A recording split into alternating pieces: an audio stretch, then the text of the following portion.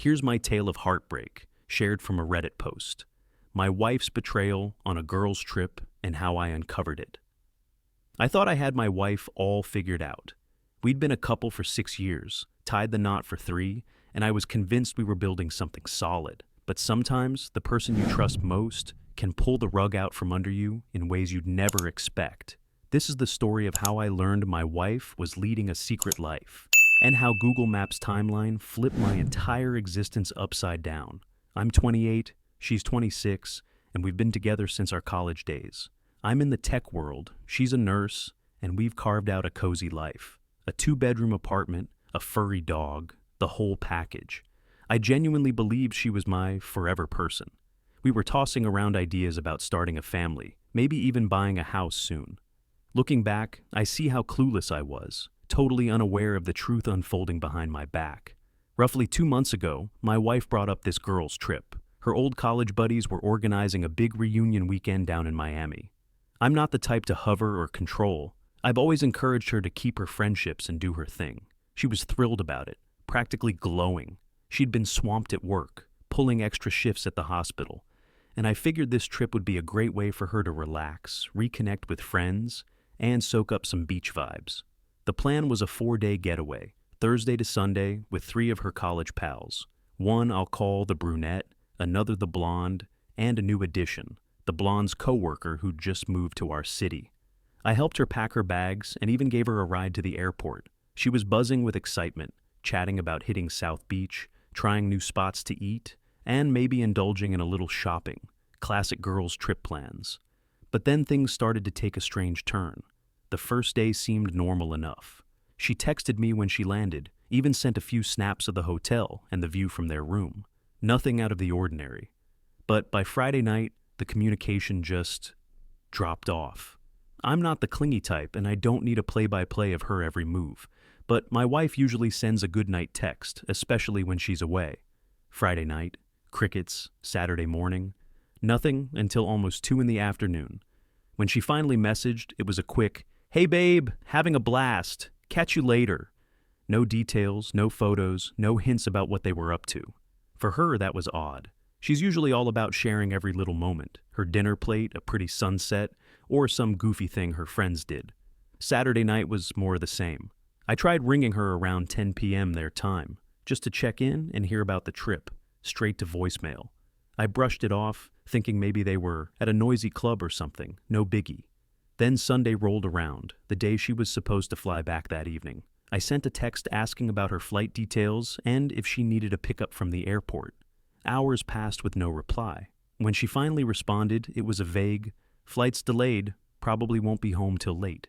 That's when my instincts started screaming that something wasn't right. My wife has always been the queen of travel planning. She's the type who'd know about a flight delay well in advance and have a backup itinerary ready to go. This vague last-second communication was totally out of character for her. So I did something I'd never even considered before. I checked her Google Maps timeline. Here's the deal. We both use Google Maps for getting around. And years ago, we linked our Google accounts for family sharing. I'd completely forgotten that Google Maps tracks your every move if location history is on. And guess what? Hers was on. I pulled up Google Maps on my laptop, logged into her account, yep, I still had access, and clicked on the timeline feature. My pulse quickened as the screen loaded with details that made my stomach churn. On Sunday evening, her timeline placed her at Miami International Airport, which lined up with her flight-delayed excuse. But then I spotted something odd. Earlier that morning, around 7 a.m., she was at the airport, left, and then returned later. That didn't add up. If her flight was delayed until Sunday evening, why was she there so early? My mind started spinning with questions. I scrolled back to Friday and Saturday, and what I saw made me mutter, "What in the world?"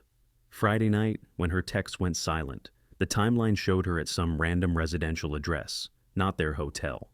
I clicked on the location, and it was an apartment complex about 25 minutes from South Beach. Saturday followed the same pattern. She spent most of the day at this mystery address, popped back to the hotel briefly, then returned to the same complex. The timeline was like a detective's notebook, logging her routes, how long she stayed at each spot, and the exact times she came and went. It was a detailed breakdown of her entire trip, and it wasn't adding up. I hopped onto Instagram to check her friends' posts from the trip. The brunette had posted a bunch of stories, typical girls' trip vibes, lounging by the pool, dining at fancy restaurants, and getting dolled up for a night out. But something caught my eye. In her Friday and Saturday night stories, there were only 3 girls: the brunette, the blonde, and the new girl. My wife was nowhere to be seen. The captions were cryptic, like, "Missing our 4th tonight," or "She's off doing her own thing." What's that supposed to mean, her own thing? I snapped screenshots of everything before the stories vanished. Then I checked the blonde's posts. Same deal, just the 3 of them. One of her stories from Saturday even had a caption that read, "When your friend ditches you for other plans." My head was spinning. I didn't know the new girl well, but I checked her Instagram too. Her stories showed the same trio, but then I stumbled on something that stopped me cold. In a Saturday night story, a quick video of the 3 girls at a rooftop bar, I could have sworn I saw someone in the background who looked like my wife, sitting at a table with some guy. I replayed that video at least 50 times, zooming in, straining to make out details. It was only a few seconds long and dimly lit, but I recognized her hair, and I could just make out her laugh over the background music. My heart sank. Sunday night, around 11 p.m., my wife finally strolled through the door. She was all smiles, acting like everything was fine, gushing about how incredible the trip was. But I could barely process her words. My mind was stuck on what I'd uncovered. She rambled on about some amazing restaurant they ate at, a beach club they partied at, and how the blonde got so drunk they had to drag her back to the hotel. Stories that didn't match up with the timeline showing her at that random apartment complex. I didn't say a word that night. I was too stunned, unsure if I was jumping to conclusions or if there was some reasonable explanation for it all. My gut told me something was seriously wrong, but I didn't know how to confront it yet. Come Monday morning, after my wife heads to work, I decide it's time to shake things up. I pick up the phone and call the brunette. She's been a friend for years, part of our wedding party, someone we've hung out with countless times. If anyone's going to give it to me straight, it's her. The conversation starts off light. I ask how the trip went, toss in a thank you for keeping an eye on my wife. But then, I drop the question that's been gnawing at me. "So, what did you all get up to on Friday and Saturday nights?" She was pretty short on details. There's this heavy silence, the kind that makes your stomach twist. "Oh, just the usual girls' trip stuff," she says, her voice shaky. Nothing crazy, but I can hear the unease dripping from her words. "Yeah, I saw your Instagram stories," I push. Looked like a blast. But I noticed it was just you, the blonde, and the new girl in most of them. Where was my wife? Another long pause. "Listen," she says, her voice dropping to a near whisper. "You really need to talk to your wife about this." "Talk to her about what, exactly?" I press. I can't get into it. It's not my place. But you're a good guy, and you deserve better." Then, click, she hangs up. I'm left staring at my phone, her words echoing in my head. She didn't say it outright, but she might as well have confirmed my worst nightmare. I call in sick to work, something I've never done lightly, but I need answers, and I need them now.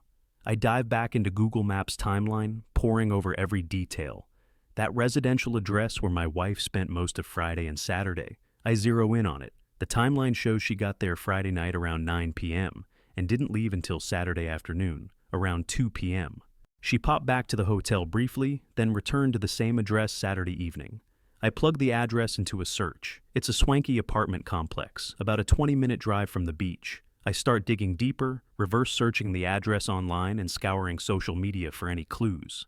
After about an hour of scrolling through Instagram, location tags, and public posts, I hit pay dirt. A guy had posted photos from his apartment balcony on Friday and Saturday, and the view, the layout of the complex, it matches the Google Maps data perfectly. I click on his profile, and my heart sinks. He's 32, a real estate guy living in Miami, and he knows my wife. How do I know? She's tagged in several of his photos from the past few months. Photos taken when she was supposedly pulling late shifts at the hospital or out with her local girlfriends. One photo, from just 3 weeks ago, shows her with this guy at some upscale restaurant. The caption reads, "Finally got this gorgeous woman to ditch her guy for a proper dinner." I feel my stomach lurch, and I actually throw up in my car. Driving home in a fog, I'm not done yet. Now that I've got a name, things start clicking into place. I pull up our phone bill online. I'm an authorized user on the plan, so I can see call logs and text records. Sure enough, there are hundreds of texts and calls to a Miami number over the past 2 months, one that matches this guy's area code. The timing is what guts me. Late night calls when she was supposedly sleeping beside me, hour-long lunch break chats, and calls during times she claimed she was stuck at work on extra shifts. I print it all out. Screenshots, phone records, Google Maps, timeline data. It makes me sick to do it, but I need hard evidence. I can't just confront her with a hunch. The proof is undeniable now. My wife's been carrying on an affair with this guy for at least 2 months, and the girls' trip was just a convenient excuse to spend an entire weekend with him. Before I confront her, I'm wrestling with how to even start. Monday night rolls around, and my wife comes home from work acting like everything's perfectly fine. She's chatting about her day at the hospital, asking what I feel like eating for dinner, and mapping out our week as if nothing's wrong. I just watch her, trying to wrap my head around how she can play the part so convincingly. How does someone look their spouse in the eye, smile, and act like they didn't just spend 4 days with another man? Finally, I can't hold it in any longer. "How was your time with him?" I ask, my voice steady but sharp. She stops dead in her tracks. "What did you just say?" "You heard me. How was your time with him in Miami? At his apartment?" She turns slowly, and I can see the gears turning in her head, calculating how much I know and what she can still dodge. "I have no idea what you're talking about," she says, but her voice wavers. "Oh, really? Because your Google Maps timeline shows you were at his apartment Friday night and most of Saturday. I've got his Instagram post with you tagged and your phone records, hundreds of texts and calls to his number." Her face goes blank, like a switch flipped, and she falls silent. "So, you've got nothing to say?" I press. She snaps back. "What do you want me to say?"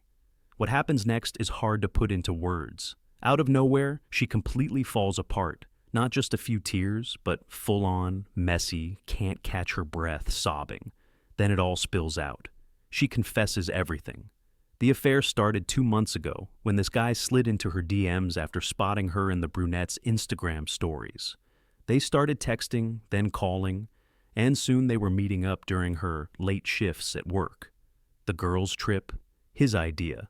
A perfect cover to spend a whole weekend with him without raising my suspicions. But here's the gut punch. She says she was already planning to leave me. This wasn't some impulsive fling or a moment of weakness. She'd been plotting her way out for weeks. This guy had been pushing her to divorce me and move to Miami with him. She was just biding her time, waiting for our lease to end in 3 months before dropping the bomb and vanishing. I sit there, listening as my entire life crumbles in real time. She keeps apologizing, saying she didn't mean for me to find out like this, that she was going to tell me eventually. She insists she still loves me, but isn't in love with me anymore. The conversation drags on for hours. She tries to pin it on our relationship, saying we'd been drifting apart, bringing up old arguments from months ago, claiming I wasn't meeting her emotional needs. I'm not buying it. If she was unhappy, we could have talked it out, maybe tried counseling. Instead, she chose to cheat, lie, and scheme behind my back without giving our marriage a fighting chance. The next few days are a haze, and I'm furious the entire time. She moves out to stay at her sister's while we sort out what's next. I reach out to a lawyer and start looking into divorce proceedings.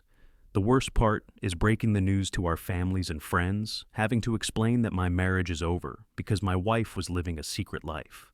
A few days later, the brunette calls to apologize. She says she found out about this guy on Friday night of the trip, when my wife slipped away to meet him. She confronted my wife, who begged her to keep quiet until she could figure things out.